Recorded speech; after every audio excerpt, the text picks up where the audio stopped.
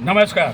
Auto rickshaw ચાલક welfare association પ્રમુખ રાજ શિરકે આજે છે તારીખ 1/8/2026 ફરી વખત અદાણીએ સીએનજીમાં કિલો દીઠ ₹4 તોતિંગ વધારો કરી નાખ્યો છે.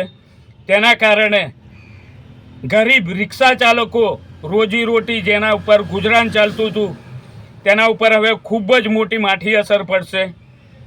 અને છેલ્લે સરકારે પણ 2022 પછી રિક્ષા ભાડામાં કોઈ વધારો કર્યો નથી, જો કે નિયમ દર વર્ષનો છે. તેમ છતાં પણ આ વખતે ચૂંટણી પહેલાં અમે લોકોએ આંદોલન કર્યું. મિનિમમ ભાડું અમે ₹30 અને રનિંગ ભાડું ₹20 માંગ્યું હતું.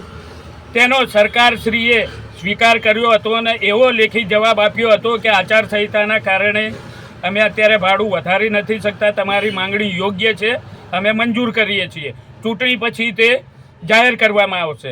ત્યારબાદ 22/6/2026ના રોજ ટ્રાન્સપોર્ટ કમિશનરશ્રીની અધ્યક્ષતામાં રેટ કમિટીની મિટિંગ થઈ. તેનામાં નક્કી કરવામાં આવ્યું, તેનામાં ટ્રાન્સપોર્ટ કમિશનર સાહેબે એવું કીધું કે આ યુદ્ધનું ધારાધોરણ જેવું ચાલી રહ્યું છે, એટલે કે તમે પ્રજા અને મુસાફરોને રાહત મળે તે માટે ₹5નો ઘટાડો મિનિમમમાં સ્વીકાર કર્યો. અમે સહર્ષ સ્વીકાર કર્યો હતો અને મિનિમમ ₹25 માન્ય રાખ્યા હતા અને રનિંગ ભાડું ₹20 કરવામાં આવ્યું હતું. તેનામાં અમે નુકસાન ભોગ્યું. છેલ્લા 4 વર્ષથી પણ નુકસાન ભોગવતા આવ્યા છીએ અને ભાડું વધારો રેટ કમિટીએ નક્કી કર્યું છતાં પણ આ અધિકારીશ્રીઓ હોય કે કર્મચારીશ્રીઓ હોય કે નેતાઓ હોય તેઓના કારણે અત્યાર સુધી અમે આ ભાડું વસૂલી શકતા નથી, કેમ કે પરિપત્ર ઉપર નેતાઓશ્રીએ સહીઓ કરી નથી.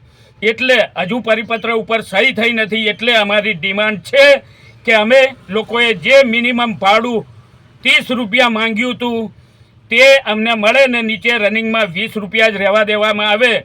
એટલે પરિપત્ર ભાડું રેટ કમિટીએ તો તૈયાર કરીને આપના સમક્ષ મૂક્યું છે. તેમાં ટ્રાન્સપોર્ટ કમિશનર શ્રી હોય કે ટ્રાન્સપોર્ટ વિભાગ હોય કે ડેપ્યુટી સીએમ શ્રી હોય, વાહન વ્યવહાર મંત્રી શ્રી હોય, તેઓ તે પરિપત્રમાં જે અમે ₹25 મંજૂર કર્યા હતા તેમાં હવે ₹25 અમને જરાય મંજૂર નથી. મિનિમમ ભાડામાં ₹5નો વધારો કરીને અમને ₹30 કરી આપવામાં આવે અને તેનો પરિપત્ર જલ્દીમાં જલ્દી જાહેર કરવામાં આવે, એટલે અમારી રોજીરોટીને નુકસાન નહીં થાય. અને જો આમ કરવામાં નહીં આવે તાત્કાલિક અસરથી, તો પછી 2027માં અમે અમદાવાદના 2 થી 2.5 લાખ રિક્ષા ચાલકોના, આખા ગુજરાતના 15 થી 18 લાખ રિક્ષા ચાલકોએ પછી ચૂંટણીના બહિષ્કારનું વિચારવા અમે મજબૂર ના થઈએ. જય હિન્દ, જય ભારત.